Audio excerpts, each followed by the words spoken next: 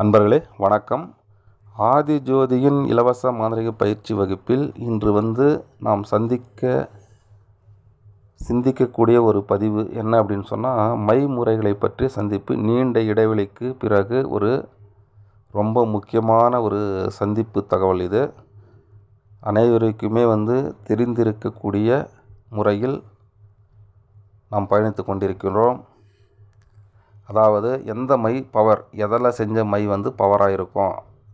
ஒரு சில பேர் சொல்லுவாங்க, நான் மை வச்சேன் இன்னும் வேலை நடக்கலை, இது செய்யலை அது செய்யலைன்னு சொல்லுவாங்க.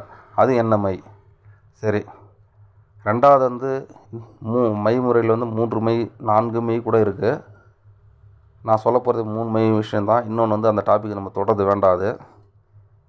ரெண்டாவது மைகள் வெச்சம்பா ஓரளவு வேலை செய்யுது, பரவாயில்ல அப்படின்னு சொல்லுவாங்க. மூன்றாவது மைன்னு ஒன்று இருக்குது. அது என்ன மை அப்படின்னு சொன்னால், பாஷான வகை மை. அது வச்சா உடனடியாக வேலை செய்யும். இயற்கை ரீதியாகவே 80% வேலை அதுக்கு பவர் இருக்குது. முதல் முறை, அதாவது முதலாவது மை என்ன அப்படின்னு சொன்னால், நம் வாழ்கின்ற காலகட்டத்தில் இருக்கின்ற இடத்திலே மரம், செடி, கொடி, தாவர வகைகளும் நாட்டு மருந்து கடைகள் கிடைக்கக்கூடிய சரக்கு வகைகளையுமே கொண்டு நாம் மை தயாரித்து அதற்கு உயிரேற்றி கொடுத்துதல். அதாவது இப்படி நம்ம செடி கொடி மூலியமாக தயாரிக்கக்கூடிய மை முறைகள் இயற்கை ரீதியாக 25% தான் பவர் இருக்கும். அதில் இயற்கை ரீதியாக 25% பவர் இருக்கும்.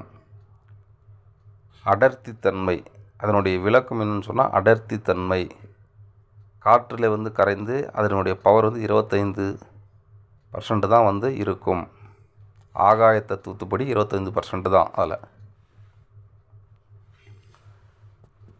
அந்த 25% நம்ம பவர் எப்படி கொடுக்கணும் அப்படின்னா, மை அரைக்கும் போதும் சில மந்திரங்கள் ஓத வேண்டும். மந்திரங்கள் ஓதி இருந்தாலும் 4 நட்சத்திரம் அதெல்லாம் பார்த்து, திதி நேர காலங்கள்லாம் பார்த்து எடுத்து மை அரைத்து அதற்கு முழுமையாக 70%லேருந்து 90-100% வரைக்கும் வேலை செய்யணும். அப்படின்னு சொன்னால் 10 நாள், 11 நாள், 1 நாள், 2 நாள், 10,000, 20,000, 30,000, 50,000, 8,000, 6,000, 4,000, 1000 உருக்கள் அப்படின்னு சொல்லி நம்ம படையல் வைத்து உரு கொடுத்து அதற்கு உயிர் கொடுக்க வேண்டும். அந்த மைக்கு உயிர் கொடுத்தோம் என்று சொன்னால் அந்த மை உயிர் பெற்று வேலை செய்யும். இது சாத்வீகமான ஒரு முறையில் நாம் அனைவரும் செய்து கொடுக்கக்கூடிய மை முறைகள் இன்றைய காலகட்டத்தில். இது சித்தர்கள் வழியில் அனைவரும் செய்யக்கூடிய மை முறைகள். சித்தர்கள் எல்லா வகையிலும் சொல்லியிருக்காங்க. அது சொல்லியிருந்தாலும் கடைசியில் என்ன சொல்லுவாங்கப்பா, அதெல்லாம் பாவகாரங்களப்பா, அதெல்லாம் செய்யாதீங்க, அதெல்லாம் தலைமுறை இதாகும் அப்படின்னு சொல்லியிருப்பாங்க. இதே செய்யுங்க, இதிலேயே சரியாக இருக்கும் அப்படின்னு சொல்லியிருப்பாங்க. அதனால் முதல் முறையாக இந்த மை நான் உங்களுக்கு சொல்கிறேன். இதை தெரிஞ்சு அறிஞ்சு அனைவரும் பயன்படுத்துங்கள். இயற்கை ரீதியாக இதுக்கு 25% இருக்கும். மீதி பவர் நம்ம தான் உரு மூலியமாக நம்ம கொடுத்து அதுக்கு உயிர் கொடுக்க வேண்டும். வேலை எப்படி செய்யணும்னு சொன்னால், இந்த மை கொஞ்சம் லேட்டாக தான் வேலை செய்யும். ஒரு நாள்லாம் வேலை செய்யாது. கிட்டத்தட்ட ஒரு 3-7 நாளுக்கு அப்புறம் தான் இது வேலை செய்யும். கொஞ்சம் கொஞ்சமாக தான் வேலை செய்ய ஆரம்பிக்கும். இது 1, 2, 3 அப்படின்னு சொல்லி தான் படிப்படியாக தான் இது போகும். இது ஒரு முறை. இரண்டாவது முறை என்ன மை அப்படின்னு சொன்னால், சில பூச்சி வண்டுகளும் சில உயிரினங்கள் வச்சு சில மயானத்திற்கு சென்று அங்கே இருக்கக்கூடிய சில பொருட்களும் கலெக்ட் பண்ணி அதையும் வைத்து மை முறைகள் செய்து கொடுக்கிறார்கள். இன்றைய காலகட்டத்தில் சட்ட ரீதியாகவும் தவறு. ஆகையினால் அது அபூர்வத்திலும் அபூர்வம். அப்போ அந்த மை செய்கிறவர்கள் அப்படி செய்து கொடுக்குற ஒருத்தர் 2 பேர் இருக்கும்போதும் அவங்க எப்படி இதுக்கு பவர் கொடுக்குறாங்க, இயற்கை ரீதியாக எப்படி பவர் இருக்குது, அது வீட்டில் வைக்கலாமா வேண்டாவா அப்படின்னு சொல்லி அதெல்லாம் ஒரு காலகட்டம் அதுக்கும் இருக்குது. அதில் எவ்வளோ பவர் இருக்கும் அப்படின்னு சொன்னால், கிட்டத்தட்ட 40-50% இயற்கை ரீதியாக அதில் பவர் இருக்கும். 40-50% வரைக்கும் இயற்கை ரீதியாகவே அதில் பவர் இருக்கும். எப்படின்னு சொன்னால், இது வந்து நெருப்பு தத்துவம். அதாவது இது வந்து நெருப்பு தத்துவம்.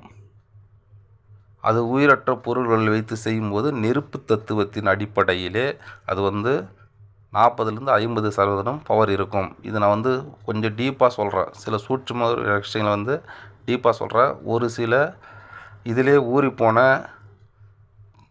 பரம்பரையாக வந்தவர்களுக்கும் குரு வழி வந்தவர்களுக்கும் நான் என்ன சொல்ல வரேன்னு சொல்லிட்டு அவங்களுக்கு வந்து புரிஞ்சிருக்கும். ஆகாய தத்துவம்னா என்ன, நெருப்பு அப்படின்னு சொன்னால் என்ன அப்படின்னு சொல்லிட்டு அதில் தெரியும். அதனால தான் வந்து அந்த முதல்ல சொன்னதுக்கு ஆகாயத்துக்கும் இதுக்கு நெருப்புக்கும் இதுக்கு எவ்வளோ பவர் இருக்கும் அப்படின்னு நான் சொல்ல வரேன். நான் இதில் வந்து 40-50% பவர் இருக்கும். இது வந்து உரு வந்து அதிகமாக கொடுக்க தேவையில்ல. ஒரு 3 நாள் கொடுத்தா போதும், இல்லை 1 நாள் 2 நாள், இதில் சில கூட ஒரு 7 நாள் கொடுத்தா கூட போதும், இல்லை ஒரே நாள் செய்யக்கூடிய முறைகளும் இருக்குது. இதுக்கு வந்து கண்டிப்பாக படையல் வைத்து தான் இதுக்கும் செய்யணும்.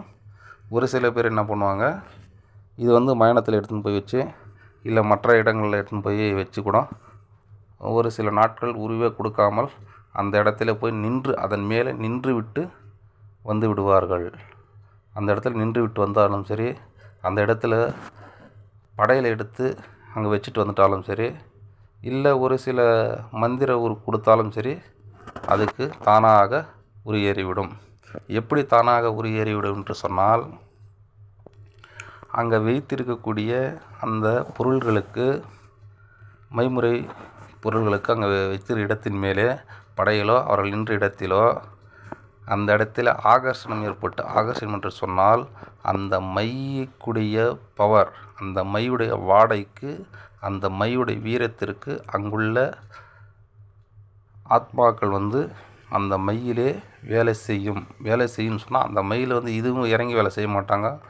அந்த மை இருக்கிற இடத்துக்கு இவங்க வந்தாங்கன்னு சொன்னால் அந்த மையுடைய பவரில் வந்து 10% இந்த மைக்கு வந்து விடும். அவங்களுடைய யார் வந்தாங்களும் சரி, அவங்களுடைய 10% பவர் இவங்களுக்கு வந்துவிடும். அப்போ இயற்கையிலே வந்து 60%, 50லேருந்து 60% வந்து பவர் வந்துவிடும் இவங்களுக்கு. இது வந்து நான் சொன்ன முறையிலே வந்து ஒரு 10, அது இவங்க படை வச்சாலும் சரி, இல்லை உரு கொடுத்தாலும் அது ஒரு 10, 15, 70%, ஒரு 60% வந்து வந்துடும். இது எப்படின்னு சொன்னால், முதல்ல சொன்ன மை வந்து 7 நாளில் வேலை செஞ்சிச்சு அப்படின்னு சொன்னால், இது வந்து 4 நாள்லேயே வந்து வேலை செய்யும். 3 நாள் அல்லது 4 நாள்லேயே வேலை செய்யும். இது வந்து ஒரு சில மைமுறைகளும் வீட்டில் வைக்கலாம், ஒரு சில வந்து வைக்க முடியாது, வெளியில் தான் வச்சுருக்கணும் அப்படின்னு சொல்கிற கண்டிஷன் இதில் இருக்குது, இந்த 2வது மைமுறையில். சரி, 3வது மைமுறை, முதல் சொன்ன மைமுறை வந்து அனைவரும் செய்யலாம். 2வது வந்து சொல்லக்கூடிய மைமுறைகள் வந்து ஒரு சில நபர்கள் மட்டும் செய்கிறாங்க. நாம் அதெல்லாம் செய்வதில்லை.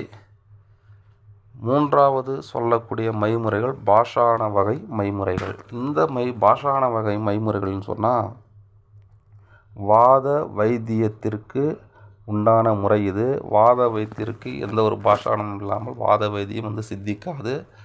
இதுதான் வந்து உலக தத்துவ நீதி அப்படின்னு சொல்லலாம். பாஷானம் இல்லாமல் எந்த ஒரு வாத வைத்தியமும் சித்திக்காது. ஏன் அப்படின்னு சொன்னால், பாஷானம்னு சொன்னாவே அதனுடைய அடர்த்தித்தன்மை அதிகமாகி அதனுள்ளே அந்த பொருள் வந்து ஊன்று இருக்கும். நாம் உற்பத்தி செய்ய தேவையில்லை, அது ஏற்கனவே வந்து அது உள்ளே வந்து ஊன்றி இருக்கும். அந்த ஊன்றி இருக்கக்கூடிய பொருளை, அதாவது ஊன்றி இருக்கக்கூடிய பொருள் கூட இருக்கிற நஞ்சை வெளியெடுத்து விட்டால் அற்புதமாக வேலை செய்யும். இந்த பாஷான வகை மைகள் வந்து நிறைய சித்தர்கள் சொல்லியிருக்காங்க. நிறைய வந்து நபர்கள் வந்து வாத வைத்தியத்திற்கு வந்து கையாண்டிருப்பாங்க. ஆனால் மை முறைகளுக்கு வந்து எனக்கு தெரிந்து வந்து அந்தளவு யாரும் கையாண்டது இல்லைன்னு நினைக்கிறேன். ஆதி காலத்திலேருந்து குரு பரம்பரை வழியாக வந்தவர்கள் யாராகினும் கையாள்வார்கள். 3வது இந்த மைமுறைக்கு. இதில் அப்படின்னு சொன்னால், இந்த மைமுறை செய்யும்போது அளவு வந்து ரொம்ப முக்கியம். அளவு வந்து ரொம்ப முக்கியம். 2வது வந்து இதனுடைய புகைப்பட்டு நாம் சுவாசித்து விட்டால் நம் உடம்புக்கு பயங்கரமான கோளாறுகள் வந்து கொடுக்கும். நஞ்சுத்தன்மை கலந்துவிடும் உடலில். அந்த நஞ்சுத்தன்மை கண்டறிந்து அதை வெளியேற்றுவதற்கு பல மாதங்களாகும்.